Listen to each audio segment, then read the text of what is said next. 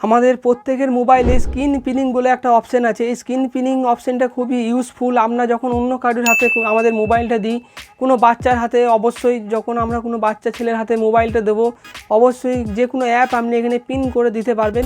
আপনি যেই অ্যাপটাকে পিন করে দেবেন, সেই অ্যাপটা ছাড়া আপনার ফোনে অন্য কোনো অ্যাপের মধ্যে বা অন্য কোনো সেটিংসে সে যেতে পারবে না। শুধুমাত্র সেই অ্যাপটা সে ইউজ করতে পারবে।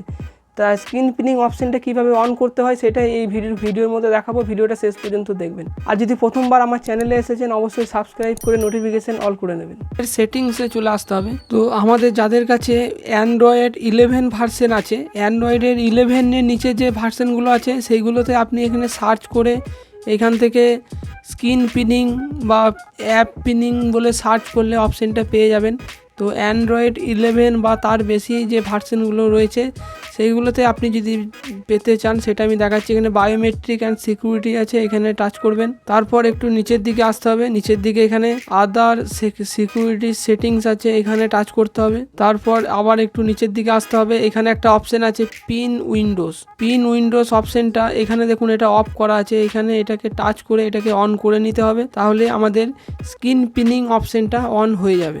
এরপর মনে করুন আপনার বাচ্চাকে যখনই অন্য আপনার মোবাইলটা দেবেন, হয়তো ইউটিউবটা ইউজ করবে, তো তাকে আপনি ইউটিউব হোক বা যে কোনো একটা গেম যদি সে খেলতে চায়, তো আপনি চাইলে যে কোনো একটা অ্যাপকে পিন করে দিতে পারবেন। তার জন্য আপনাকে এখানে এই যে অপশানটা আছে, যেটাতে আমরা মিনিমাইজ করে রাখি, এখানে টাচ করলাম। এরপর যেই অ্যাপটাকে পিন করতে চাইবো সেই অ্যাপটাকে এই যে ওপরে এই অপশানটা রয়েছে, এই অ্যাপের লোগোটার ওপর এখানে একটু চাপ দিয়ে ধরে থাকবেন, তাহলে এখানে পিন দিস অ্যাপ এই অপশানটা আপনার কাছে দেখতে পাবেন। তো পিন দিস অ্যাপ এখানে টাচ করে দেবো। তো এখানে দেখুন অ্যাপ ইজ পিনটেড, পিন হয়ে গেছে। এটাকে আনপিন করার জন্য বলছে this app touch and hold the recent and back button at the same time. তো এটাকে আপনাকে আনলক করার জন্য যখন আপনি আনপিন করতে চাইবেন, তার জন্য আপনাকে রিসেন্ট বাটন এবং ব্যাক বাটন এই দুটোকে একটু চেপে ধরে কিছুক্ষণ ধরে রাখতে হবে। তাহলেই দুটোকে একসাথে ধরে রাখতে হবে, তাহলে এটা আনপিন হয়ে যাবে। তো এখান থেকে এটা ওকে করে দিচ্ছি। তো